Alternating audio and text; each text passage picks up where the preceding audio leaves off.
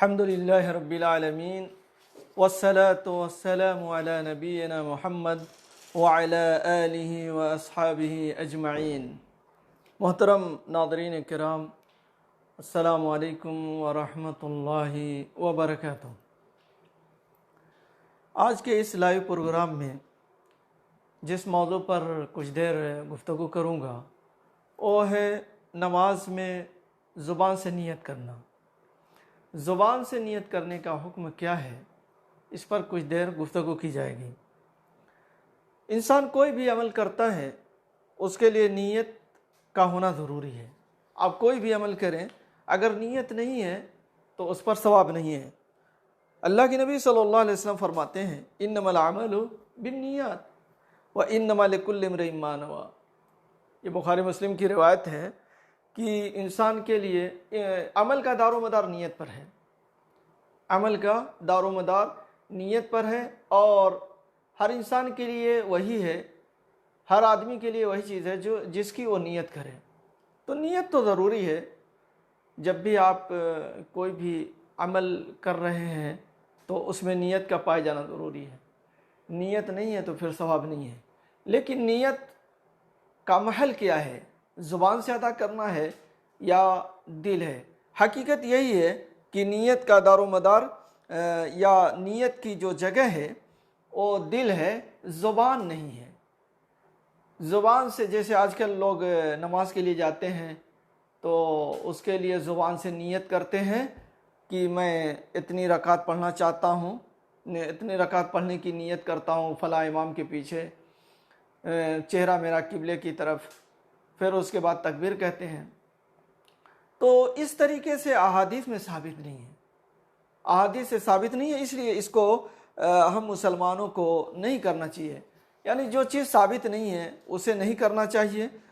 یہی سنت کا طریقہ ہے اور یہی صحیح دین ہے کہ جو چیز ثابت ہے اللہ کے نبی صلی اللہ علیہ وسلم سے اس کو تو ہم اپنائیں، اور جو چیز ثابت نہیں ہے اس کو چھوڑ دیں۔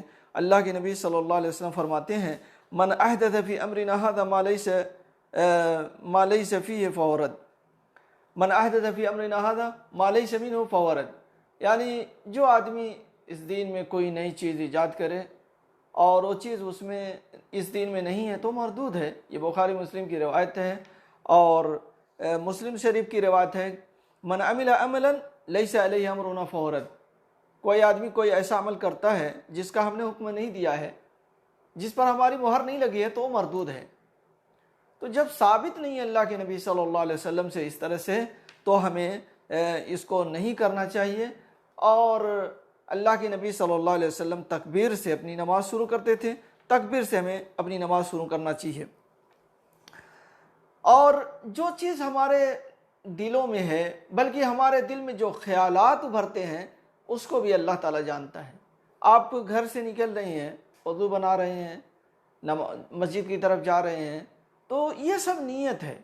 یعنی آپ کے دل میں ایک نیت ہے کہ میں وضو بنا رہا ہوں مغرب کی یا عشاء کی یا ظہر کی، اور آپ جا رہے ہیں، تو یہ سب نیت ہے، اسے زبان سے کہنے کی ضرورت نہیں ہے۔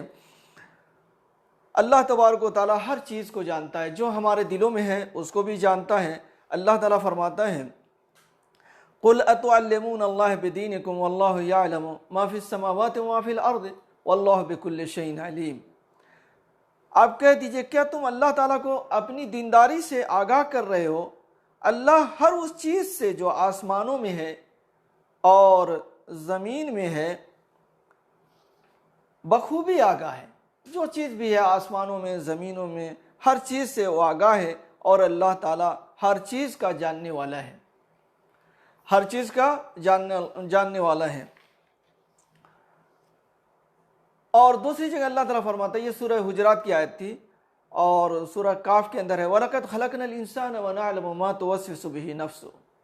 ہم نے انسان کو پیدا کیا اور اس کے دل میں جو خیالات اٹھتے ہیں ان سے ہم واقف ہیں، اس کے دل میں جو خیالات اٹھتے ہیں اس سے بھی ہم واقف ہیں۔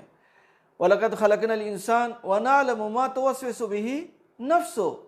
اور وسوسہ کہتے ہیں دل میں گزرنے والے خیالات۔ دل میں ہمارے جو خیالات آتے ہیں اس کو وسوسہ کہتے ہیں، جس کا علم انسان کے علاوہ کسی کو نہیں ہوتا ہے۔ یعنی جو ہم لوگوں کے دلوں میں خیالات آتے ہیں اس کو صرف ہم ہی جانتے ہیں اور کوئی نہیں جانتا، اللہ تبارک و تعالیٰ کے اور اللہ تعالیٰ جانتا ہے۔ تو اللہ تبارک و تعالیٰ اس چیزوں کو جو ہمارے سینوں میں ہیں، خیالات میں ہیں، ذہنوں میں پیدا ہو رہی ہیں، ان تمام چیزوں کو جانتا ہے۔ تو ہم پھر کس چیز کی نیت، زبان سے نیت کریں؟ کیوں اللہ تبارک و تعالیٰ کو سنائیں جب کہ اللہ تعالیٰ ہمارے بارے میں جان رہا ہے؟ اور اس کا حکم اللہ کے نبی صلی اللہ علیہ وسلم نے نہیں دیا ہے، اور نہ ہی آپ اس پر عمل کر کے لوگوں کو دکھلائے ہیں، ایسا بھی آپ نے نہیں کیا ہے۔ اس لیے میرے بھائیوں دوستو، ہمیں وہی عمل کرنا چاہیے جو سنت سے ثابت ہے، بدعتوں میں نہیں پڑنا چاہیے۔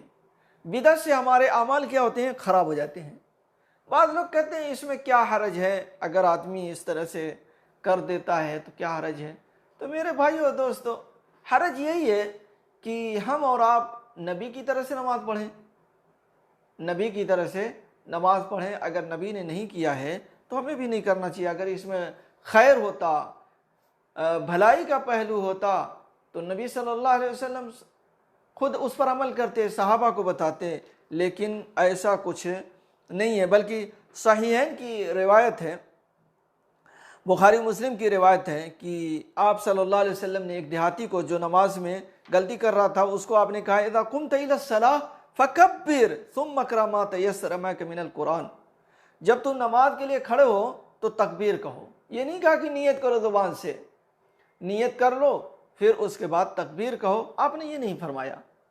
اگر نیت کرنا زبان سے صحیح ہوتا تو ضرور آپ صلی اللہ علیہ وسلم اس عربی کو، اس دیہاتی کو ضرور یہ بات بتلاتے، اذا قمت الى الصلاۃ فکبر، جب نماز کے لیے کھڑے ہو تو تکبیر کہو، ثم اقرأ ما تیسر معک من القرآن، پھر جو کچھ تمہارے پاس قرآن سے ہے اس کو پڑھو۔ یعنی قرآن سے جو کچھ یاد ہے اس کو تم پڑھو، یعنی سورہ فاتحہ اور اس کے علاوہ اور دوسری صورتیں اس کو پڑھو۔ اسی طرح صحیح مسلم میں حضرت عائشہ رضی اللہ عنہا سے روایت ہے کہ وہ فرماتی ہیں کہ نبی صلی اللہ علیہ وسلم کان یفتتح الصلاۃ بالتکبیر، اللہ کے نبی صلی اللہ علیہ وسلم نماز تکبیر سے شروع کرتے تھے، یعنی اللہ اکبر سے۔ اس طرح سے نیتوں سے نہیں شروع کرتے تھے جیسے آج لوگ شروع کرتے ہیں، بلکہ آپ تکبیر سے شروع کرتے تھے۔ اسی لیے ہم لوگوں کو بھی تکبیر سے شروع کرنا چاہیے اور اس طرح کا عمل نہیں کرنا چاہیے جس کا ثبوت نہیں ہے۔ بلکہ ایک مرتبہ کا واقعہ ہے کہ ایک حاجی صاحب یہاں پر مکے میں ملے، حرم کے اندر بیٹھے ہوئے تھے، تو جب نماز کی اقامت ہو گئی تو امام نے کہا کہ اپنی صفوں کو درست کر لو، مل کر کے کھڑے ہو جاؤ، کسی طرح کا صفوں میں فراغ نہ چھوڑو۔ تو وہ حاجی صاحب مجھ سے کہنے لگے کہ یہاں پر بھی امام صاحب لوگوں کو کہہ رہے ہیں نیت کر لو، نیت کر لو۔ میں کہا حاجی صاحب نیت کرنے کو نہیں کہہ رہے ہیں، وہ کہہ رہے ہیں صفوں کو درست کرو، صفوں کو برابر کرو۔ اصل میں ہمارے یہاں مسئلہ کیا ہے کہ جو چیز سنت ہے، جو چیز نبی سے ثابت ہے، نبی صلی اللہ علیہ وسلم صفوں کو درست کراتے تھے، برابر کرواتے تھے، پھر اس کے بعد تکبیر کہتے تھے، صفوں کی درستگی کا بہت خیال کرتے تھے، بلکہ آپ فرماتے تھے کہ نماز اسی وقت مکمل ہوگی جب صفیں درست ہوں گی۔ لیکن آج ہمارے یہاں علماء اس پر توجہ نہیں دیتے، ائمہ اس پر توجہ نہیں دیتے۔ توجہ کیا ہے؟ سب سے زیادہ توجہ نماز میں زبان سے نیت کرنے کی ہے۔ تو حاجی صاحب کا بھی ذہن فوراً اسی طرف چلا گیا اور کہنے لگے کہ یہاں کے بھی ائمہ لوگوں کو کہہ رہے ہیں کہ نیت کر لو، نیت کر لو۔ تو میں نے ان کی اصلاح کی، میں نے کہا نہیں، وہ یہ بات نہیں کہہ رہے ہیں، بلکہ وہ کہہ رہے ہیں صفوں کو درست کر لو۔ میرے بھائیو اور دوستو، اسی طریقے سے علامہ ابن قیم رحمہ اللہ نے زاد المعاد میں لکھا ہے کان صلی اللہ علیہ وسلم اذا قام الى الصلاۃ قال اللہ اکبر ولم يقل شيئا قبلها ولا تلفظ بالنیہ البتۃ ولا قال اصلی للہ صلاۃ كذا مستقبل القبلہ 4 رکعات اماما او ماموما ولا قال اداء ولا قضاء ولا فرض الوقت. یعنی اس طریقے سے علامہ ابن قیم رحمہ اللہ فرماتے ہیں کہ نبی کریم صلی اللہ علیہ وسلم جب نماز کے لیے کھڑے ہوتے تو اللہ اکبر کہتے اور اس سے پہلے کچھ نہ کہتے اور نہ زبان سے نیت کرتے اور نہ یوں کہتے کہ میں 4 رکعت فلاں نماز منہ طرف قبلہ کے امام یا مقتدی ہو کر پڑھتا ہوں، اور نہ اداءن یا قضاءن فرد وقت کا نام لیا ہو. یہ 10 بدعات ہیں. اس بارے میں ایک لفظ بھی کسی نے رسول اللہ صلی اللہ علیہ وسلم سے سند صحیح یا سند ضعیف یا مرسل سے قطعا نقل نہیں کیا ہے، بلکہ آپ صلی اللہ علیہ وسلم کے صحابہ میں سے کسی ایک سے بھی ایسا منقول نہیں ہے، اور نہ ہی کسی تابعی نے اسے پسند کیا اور نہ ائمہ اربعہ نے. یعنی یہ کہہ رہے ہیں کہ ثابت ہی نہیں ہے اللہ کے نبی صلی اللہ علیہ وسلم سے، بلکہ یہ بدعت ہے. یہاں کے علماء شیخ ابن باز ہیں، شیخ الفوزان ہیں، اور دوسرے علماء سب کہتے ہیں کہ بدعت ہے، ثابت نہیں اللہ کے نبی صلی اللہ علیہ وسلم سے. اس لیے ہمیں یہ کام نہیں کرنا چاہیے.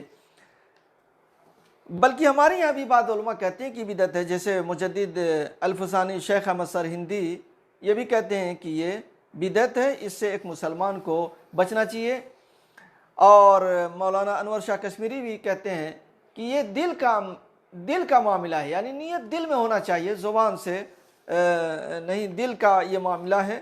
تو جب دل کا معاملہ ہے تو پھر ہمیں زبان سے نہیں کرنی چاہیے. امام ابن تیمیہ رحمہ اللہ فرماتے ہیں وَلَوْ مَكَثَ أَحَدُهُمْ عُمَرَ نُوحٍ علیہ السلام يُفَتِّشُ هل فعل رسول اللہ صلی اللہ علیہ وسلم او احد من اصحابه شيئا من ذلك لما ظفر به الا ان يجاهر بالكذب البحت ولو كان في هذا خير لسبقونا اليه ولدلونا عليه. کہتے ہیں کہ اگر کوئی انسان سیدنا نوح علیہ السلام کی عمر کے برابر تلاش کرتا رہے کہ رسول اللہ صلی اللہ علیہ وسلم اور آپ کے صحابہ کرام میں سے کسی نے زبان سے نیت کی ہو تو وہ ہرگز کامیاب نہیں ہوگا. اور آپ لوگ جانتے ہیں کہ نوح علیہ السلام 950 سال تک اپنی قوم کے لوگوں کو دعوت دیتے رہے، 950 سال تک. یہ کہہ رہے ہیں کہ اگر کوئی انسان سیدنا نوح کی عمر کے برابر تلاش کرتا رہے کہ رسول اللہ صلی اللہ علیہ وسلم اور آپ کے صحابہ کرام میں سے کسی نے زبان سے نیت کی ہو تو ہرگز کامیاب نہیں ہوگا سوائے سفید جھوٹ بولنے کے. اگر اس میں بھلائی ہوتی تو صحابہ کرام رضی اللہ عنہم سب سے پہلے کرتے اور ہمیں بتا کر جاتے. تو میرے بھائی اور دوستو، اس میں حقیقت یہی ہے کہ اس میں بھلائی نہیں ہے. اگر بھلائی ہوتی تو ضرور اللہ کے نبی صلی اللہ علیہ وسلم اس پر عمل کرتے، صحابہ کو بتلاتے. اس لیے ہم لوگوں کو نبی صلی اللہ علیہ وسلم کی سنتوں کی طرف آنا چاہیے، جو نبی صلی اللہ علیہ وسلم سے ثابت ہے اسی پر عمل کرنا چاہیے، اور جو چیز ثابت نہیں ہے اسے چھوڑ دینا چاہیے. اسی میں ہمارے لیے خیر اور بھلائی ہے، اور اسی میں نجات ہے، اسی میں کامیابی ہے. اللہ تعالیٰ سے دعا ہے کہ اللہ تعالیٰ ہم تمام لوگوں کو نبی صلی اللہ علیہ وسلم کی سنت پر چلنے کی توفیق عطا فرمائے اور ہر قسم کے بدعات سے ہم لوگوں کی حفاظت فرمائے. آمین. وآخر دعوانا ان الحمد للہ رب العالمین وصلی اللہ علی نبینا محمد وعلی آلہ واصحابہ اجمعین.